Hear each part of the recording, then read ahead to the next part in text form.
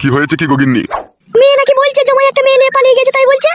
তাই নাকি ভুদা? ভালো করে জিজ্ঞেস করো গো। কি হয়েছে বল তো মা, ভালো করে বল। কাজ কর মা, ফোনে ফোনে সব কথা বলা সম্ভব নয়। তুই যেখানেই আছিস, যেভাবে আছিস, আমার বাড়ি আয় একবার তাড়াতাড়ি করে। ঠিক আছে রে মা, তুই একটু অপেক্ষা কর, আমি এই মুহূর্তে বাড়ি থেকে তোর বাবা আর আমি বেরিয়ে চললাম। আচ্ছা ঠিক আছে, তুই তাড়াতাড়ি চলে আয়, আমি ফোন রাখলাম। হয়েছে কি গগিন্নি? একটু ভালো করে খুলে বলো না মারা, সব সময়তে অত পেঁচাল করো কেন তুমি? তোর জামাই ফাটা কুকুর বেটা কোথাকার কোন একটা সতীনকে নিয়ে পালিয়ে গেছে, আমার মেয়েকে ঘরে রেখে দিয়ে। আরে সর্বনাশ, এই খানকি ছেলে কি কাজ করেছে বলো দেখিনি। তাহলে এখন কি করবে গিন্নি ভাবছো? তুমি এক কাজ করো, এই মুহূর্তে এখনই আমার সাথে চলো, এখনই ট্রেন আছে, ট্রেনে গেলে আমি তাড়াতাড়ি করে চলে যেতে পারবো। ঠিক আছে লাউড়া, চলো।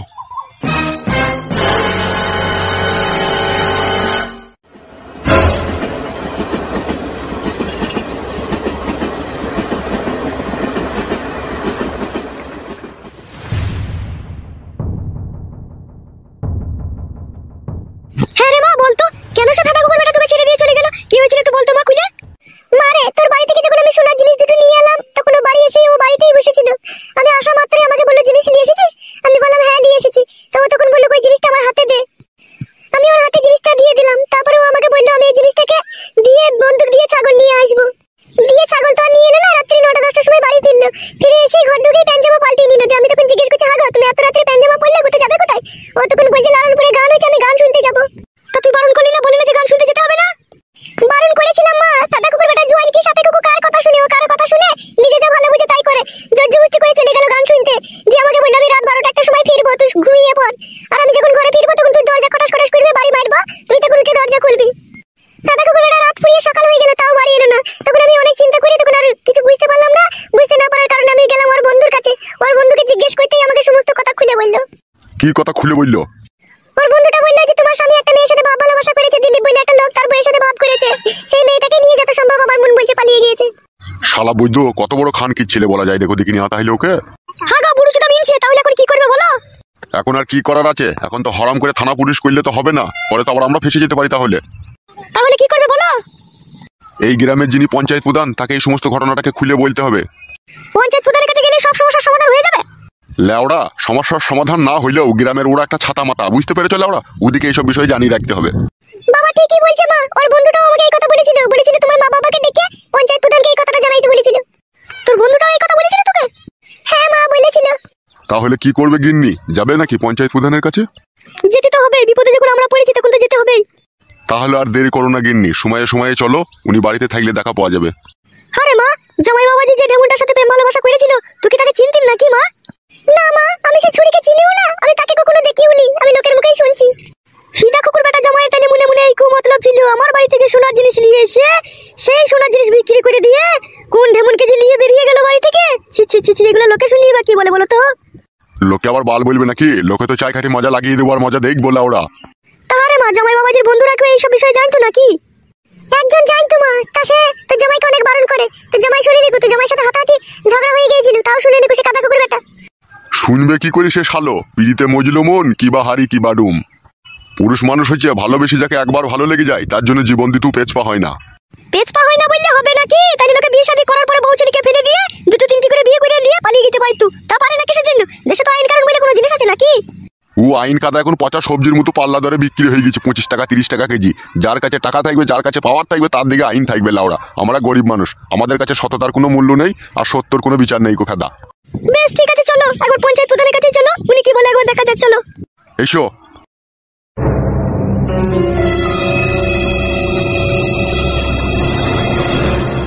হ্যাঁ বলো দিলীপ বাবু, কি তোমার অভিযোগ আছে বলো। প্রধান সাহেব, আমি আপনার কাছে বড় দুঃখের খবর নিয়ে এসেছি। দিলীপ বাবু, কি দুঃখের খবর নিয়ে এসেছো বলো, নির্ভয়ে প্রাণ খুলে বলো তুমি আমার সামনে। প্রধান সাহেব, আমরা গরিব অসহায় বলে আমাদের ঘরের বউদের ইজ্জতের কি কোনো দাম নেই? দিলীপ বাবু, বেশি ভনিতা না করে কি হয়েছে একটু খোলাখুলি বলো। প্রধান সাহেব, রাতের অন্ধকারে একজন 22-23 বছরকার যুবক আমার বউকে ভুলিয়ে ফাঁসিয়ে নিয়ে চলে গিয়েছে। এইসব কি বলছো তুমি? কে এই যুবক? আমি ছেলেটার নাম জানি না প্রধান সাহেব, যত সম্ভব আপনার পাড়ারই ছেলে হতে পারে। পাঁচু। জি হুজুর, বলুন। কে এই নির্লজ্জ বেহায়া প্রেমিক যে দিলীপ বাবুর মতো সহজ সরল লোকের বউকে রাতের অন্ধকারে ভুলিয়ে ফাঁসিয়ে ঘর থেকে নিয়ে চলে গেছে? আমি কি করে জানবো মারা কে পালিয়ে গেছে না গেছে? সুরের বাচ্চা, তাহলে আমি দুধ কলা দিয়ে কাল সাপ পুচ্ছি? বোকাচুদা, 100 দিনের টাকা, ঘরের টাকা, সমস্ত টাকা তো ভাগিদার থাকিস ভাই সুরের বাচ্চা। আর দিলীপ বাবুর বউকে কে নিয়ে চলে গেছে সে খবর রাখতে পারিস না? প্রধান সাহেব, আমার উপরে রাগ করে লাউড়া কোনো লাভ হবে না। তুমি পাঁচুর ঘরের যে এমএলএ কোটা ঘরে যে 1.5 লাখ টাকাটা বেরিলো, সমস্ত টাকাটাই তো লাউড়া তুমি হজম করে দিলে। কাদা, ওখান থেকে তুমি আমাকে কিছু দিয়েছো, তাই আমি লোকের খোঁজ খবর রাখবো। কানাডন, হ্যাঁ বড় ভাইজান, বলেন কি বলবেন। পাঁচু তো যা করছে আমাদের গোপন রহস্য ফাঁস করে দেবে মনে হচ্ছে তোরে। প্রধান সাহেব, আমার বিচারটা করুন, ওদের বিচার নাইলে আপনি পরে করবেন। হ্যাঁ দিলীপ বাবু বলো, আমি একটু কনফিউজ হয়ে গেছিলাম এদের সাথে কথা বলতে গিয়ে। তাহলে আমার বউকে যে রাতের অন্ধকারে একজন পরপুরুষ নিয়ে চলে গেল, কোথায় যে নিয়ে গেল তা আমি কোনো খোঁজ খবর জানি না। সে তো যা মন গেছে তাই করছে আমার বউকে নিয়ে। আমার বউয়ের তো ইঞ্জিল পুরো সিরিজ করে দিয়েছে লাউড়া। এখন আমি কি করব আপনিই বলুন। লেওড়া, আমার পাড়ার ছেলেতে এরকম কাজ করলো দিলীপ বাবুর স্ত্রীর সাথে, আর আমি প্রধান হয়ে খোঁজ রাখিনি বড়া। ছি ছি ছি, আমি কেমন বালের প্রধান তাহলে? আপনার কোনো দোষ নেই প্রধান সাহেব, দোষ সম্পূর্ণ আমার বউয়ের। তা বললে কি করে হয় দিলীপ বাবু? আমি এই গ্রামের প্রধান, এই গ্রামের যত ফোন লাইন কেস হয় সমস্ত খোঁজ খবর আমার কাছে থাকে, আর তোমার বইয়ের ফোন লাইন কেসের খোঁজ খবরটা আমার কাছে নাই। এ তো আমার কাছে আশ্চর্যের বিষয়। প্রধান সাহেব, এই ব্যাপারে আপনি সম্পূর্ণ পুরো নির্দোষ, দোষ সম্পূর্ণ আমার বইয়ের। তা দিলীপ বাবু, তুমি কি তোমার বউকে খাওয়া দাওয়া দিতে না, নাকি শাড়ি চুড়ি এসব কিনে দিতে না, না ভালোবাসতে না, তাই হঠাৎ করে তোমার ঘর ত্যাগ করলো? শাড়ি চুড়ি খাওয়া দাওয়ার অভাব ছিল না প্রধান সাহেব। এখন তো পাড়ার লোকে বলছে আমার লিঙ্গুর দোষ ছিল। তা ডাক্তার দেখাইনি কেন বোকাচোদা তুই? ডাক্তার দেখাবার অনেক চেষ্টা করেছিলাম, বউ খাটি বারণ করতো, বলতো তুমি ডাক্তার দেখিও না, শিরার দোষ হয়ে যাবে, যাইবা একটু থার হয়েছে, পরে আর ওটুকু হবে না। তাহলে ওরা এখন আমি তোর কি বিচার করতে পারি বল? এখন কথা হয়েছে ও মেয়ে তো ঘর ছেড়ে চলে গিয়েছে, আমার মান সম্মান তো সব হারিয়ে দিয়ে গেছে। ও মেয়ে এলে আমি আর সংসার করতে চাই না। তুমি একটা কাগজপত্র করে দাও, ঠিক আছে? ওই মেয়ে যাতে ভবিষ্যতে যাতে আমার কাছে আসে, তা আমার যাতে কেউ দোষ না দিতে পারে, থানা পুলিশ যেন আমাকে দোষী না সাব্যস্ত করতে পারে। সে তো মানা করে দেওয়া হবে একটা কাগজপত্র, কিন্তু সে মাগি গেল কার সাথে? প্রধান সাহেব, ও প্রধান সাহেব, কে? আমি ফুটুর বউ, আপনার সাথে একটু কথা বলতে চাই। চলে এসো, ওই বাঁ দিকের ওই দরজা দিয়ে ঢুকে ডান দিকে চলে এসো। হ্যাঁ দিলীপ বাবু, তাহলে তুমি বলতে চাইছো তোমার বউকে আর তুমি নেবে না, তাই তো? সম্পূর্ণ একবারে পুরোপুরি ভাবে ডিভোর্স দিতে চাইছো তুমি? হ্যাঁ প্রধান সাহেব, সেরকমই মনোভাব আছে। শুধু লাউড়া মনোভাব থাকলে হবে না, সত্যি করে বলো ছাড়পত্র দেবে কি না দেবে। পাঁচু, বড়রা যেখানে কথা বলে সেখানে ছোট থেকে কথা বলতে নেই।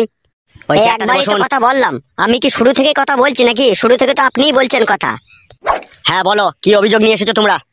প্রধান সাহেব, আমি বলছি, আমি মেয়ের বাবা। আচ্ছা ঠিক আছে, বলো কি হয়েছে বলো। ওই আমার ওই মেয়ের ওই স্বামীকে আপনাদের গ্রামের একজন চরিত্রহীন মহিলা নিয়ে চলে গিয়েছে। কানাডন, জি বড় ভাই। আমার এই এলাকায় কি সব রডের বিজনেস চলছে রে? কে কাকে রড মারছে বোঝা মুশকিল তো। শুধু রড মেরে শান্তি পাইনি, আবার নিয়ে পালিয়েও গেছে বলছে। তোকে আমি কথা বলতে বলেছি, তোকে চুপতে বলিনি আমি। বেশ লেওড়া, আজকের পর থেকে আমি বুবা হয়ে গেলাম, কোনোদিনও কোনো বিষয়ে আর কথা বলবো না, যা বলবে তুমি। তা আপনার জামাইকে কে নিয়ে গেছে জানো নাকি? প্রধান মশাই, আমি নাকি শুনছি আপনাদের পাড়ারই একজন দিলীপ বাবু বলে লোক, তারই স্ত্রীকে শুনছি নাকি নিয়ে গিয়েছে। তাই নাকি বাড়া? জি প্রধান সাহেব। দিলীপ বাবু, ওই দিলীপ বাবু, হ্যাঁ বলো প্রধান সাহেব। তাহলে কি তোমারই বউকে এই যিনি কথা বলছেন ইনার জামাইকে নিয়ে চলে গেছে নাকি? নিয়ে গেছে কি বলছো? দুজনেই যে কোন গ্রামে নেই কো, ও বউ হারা এও স্বামী হারা, তখন ওরা দুজনেই এই কাজ করবে, তাছাড়া আবার কে করবে? হ্যাঁ বড় ভাই, আমারও মনে এটাই ডাউট হচ্ছে, পাঁচু ঠিক কথাই বলেছে। ই লাউড়া বিচার করবো কি করে রে? এ তো পুরো মাখামাখি কেস হয়ে গেছে। তাই বললে হয় নাকি? আপনি গ্রামের প্রধান, আপনাকে তো বিচার করতেই হবে। সে তো বিচার করবোই লাউড়া, সে নিয়ে কোনো চাপ নেই। তা হাগো মেয়ে, কতদিন থেকে তোমার স্বামী ওই দিলীপ বাবুর স্ত্রীর উপরে চড়া মারছিল, এটুকু কি জানা আছে তোমার?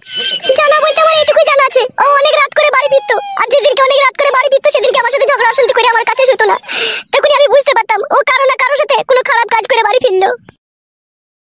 প্রধান সাহেব, তাহলে আমি এখন কি করব বলেন? কি ভাবছেন প্রধান সাহেব, এখন আমি কি করব বলেন?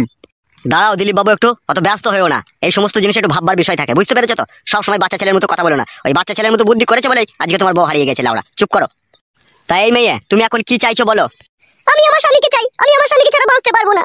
আর দিলীপ বাবু, তুমি কি চাইছো? আমি চাইছি আমার ঘরের বউ মান সম্মান ইজ্জত ধুলোর সাথে মিশিয়ে দিয়ে যখন পরপুরুষের সাথে যখন সে ধেই ধেই করে নাচতে চলে গেছে, সে তার সাথেই নাচুকু, আমি আর তাকে আমার ঘরে নিতে চাই না। তাহলে দিলীপ বাবু, এটাই কি তোমার শেষ কথা? জি প্রধান সাহেব, আজকের পর থেকে আমার বউকে আর আমি নিতে চাই না। আমি মন থেকে, জান থেকে, প্রাণ থেকে ওকে আমি চিতাতে চন্দন কাঠ দিয়ে পুড়িয়ে দিলাম। ওকে আর আমি ঘরে কোনোদিনও তুলতে চাই না। তুলবি না বললে হয়ে যাবে না কি বাড়া? গাড় পাকমা পেয়েছিস না কি লাউড়া? তাহলে আমার মেয়ের কি হবে বে? ভোদা কপাইলে ছোড়া, তোর মেয়ের কি হবে না হবে তুই বুঝগাবে। তোর জমাই লিয়ে গেছে তুই বুঝগাবে, আমি কি বুঝবো বে? আমার বই তো পাকানে ও মোবিল লাগিয়ে দিয়ে পুশ করে দিয়ে যাবে, আমি আর ও পাকান লুবো? বোকা চুদা ভাবলি কি করে বে তুই? প্রধান সাহেব, ইয়ার একটা বিচার করে দেন আপনি। ওবে, তোকে এই মাঝখানে কে কথা বলতে বললো বে? হ্যাঁ, আমি এখানে প্রধান বসে আছি, তুই আমার সামনে ওকে কি কথা বললি বে? হ্যাঁ, ভুল হয়ে গেছে প্রধান সাহেব, বুঝতে পারিনি। এরকম ভুল আর কখনো করবি না, ঠিক আছে? যেখানে বড়রা কথা বলবে সেখানে চুপচাপ বসে থাকবি। আচ্ছা ঠিক আছে প্রধান সাহেব। এই মেয়ে, তুমি আমার কাছে একটা স্পষ্ট কথা শুনবে কি বলো? হ্যাঁ শুনবো, বলেন। তোমার স্বামী তো দিলীপ বাবুর বউকে নিয়ে চলে গেছে। সে এখন 6 মাস পরে আসবে কি 1 বছর পরে আসবে তারও কোনো ঠিক ঠিকানা নেই কো। এখন তুমিই পারো তোমার স্বামীকে তুমি খুব তাড়াতাড়ি করে ফিরিয়ে আনতে। আমি তো ফিরিয়ে আনতে চাই প্রধান সাহেব, আমি আমার স্বামীকে খুবই ভালোবাসি। তোমার স্বামীকে যখন তুমি নিশ্চয়ই ভালোবাসো, তখন এই ভালোবাসার সাথে তোমার সতীনকেও মেনে নিয়ে কিন্তু তার সাথে সংসার করতে হবে তোমাকে। তা কি করে সম্ভব প্রধান সাহেব? আমি টাকা পয়সা দিয়ে জমাইয়ের সাথে মেয়ের বিয়ে দিচ্ছি, আমার মেয়ের সাথে সংসার করবে? ওইসব গাড় পাকামো দিন আর নেই কো, বুঝতে পেরেছো? সব জিনিসের সাথে জোর করা যায়, কিন্তু কারো মনের সাথে জোর করা যায় না। যেহেতু তোমার জামাই দিলীপ বাবুর স্ত্রীকে ভালোবেসে এখন বিয়ে করেছে, সেই মেয়েটাকে এখন সে ছেড়ে আসতে পারবে না, যেহেতু তাকে মন প্রাণ সুপে দিয়েছে। আবার তোমার মেয়ে ও স্বামী পাগলা হয়ে গেছে, স্বামী ছাড়া ও মনে হচ্ছে 2 দিন পরে খ্যাপা হয়ে যাবে। তা এখন সবাইকে ভালো সুস্থ রাখতে গেলে তোমাকে এখন এই মেনে নিতে হবে। এই মেয়ে শোনো, তোমার যৌবনে জ্বালা তোমার বাপ বুড়ো চুদা বুঝতে পারছে না, তুমি তো বুঝতে পারছো। তুমি আমার কথাটা শোনো। হ্যাঁ প্রধান সাহেব বলুন। তোমার স্বামী যত দূরে আছে, যেখানে আছে, তুমি তাকে ফোনে ফোনে কন্ট্যাক্ট করে বাড়িতে ডেকে নাও। তাতে তোমারই মঙ্গল হবে, তুমি তোমার স্বামীকে পাবে। আর এরকম উল্টো পাল্টা কেস খামারি করতে যাবে, থানা পুলিশ করতে যাবে, ঠিক আছে? চোখের জলে বুক ভাসবে, কোনো কাজ হবে না। তুমি যখন তোমার স্বামীকে ভালোবাসো, তখন তোমার স্বামীর ভালোবাসাটাও মেনে নাও। আর একটা কথা মনে রেখে দিও, ভগবানের হচ্ছে সূক্ষ্ম বিচার।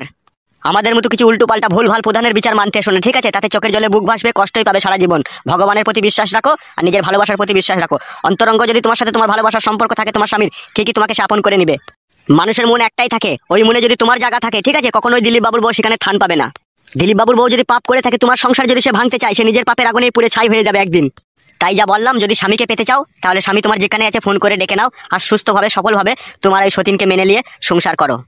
মনের ভিতরে ধৈর্য আর সহ্য রাখো, সব একদিন বিলীন হয়ে যাবে। তোমার সতীন কোথায় চলে যাবে কোনো ঠিক ঠিকানা থাকবে না। যেহেতু শেষ চরিত্রহীন, সে নিজের স্বামীর ভালোবাসা যখন বুঝতে পারেনি, তখন পরের স্বামীর মন কি করে ভরাবে সে মহিলার ওই লোকের মন ভরাতে ভরাতেই জীবন যাবে, সুখের ঠিকানা সে কোনোদিনও পাবে না। তুমি সবুর করে ধৈর্য ধরে থাকো, তোমার স্বামী তোমার পা হাত পা টিপে তোমাকেই ভালোবেসে আপন করে বুকে জড়িয়ে নেবে।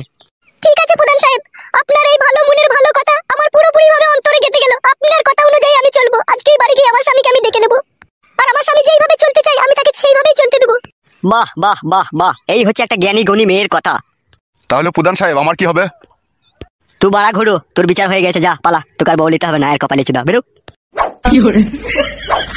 এই যে জামাইয়ের শ্বশুর, আপনাকে বলছি। জি প্রধান সাহেব বলেন। আমার এই সকল দর্শক বন্ধুদেরকে সাক্ষী রেখে, আর তুমি জামাইয়ের শ্বশুর তোমাকেও সাক্ষী রেখে, ঠিক আছে, বিচার এইখানেই সমাপ্তি করলাম, ঠিক আছে? সম্পূর্ণ ভগবানের হাতে ছেড়ে দিলাম, তিনিই সঠিক বিচার করবে।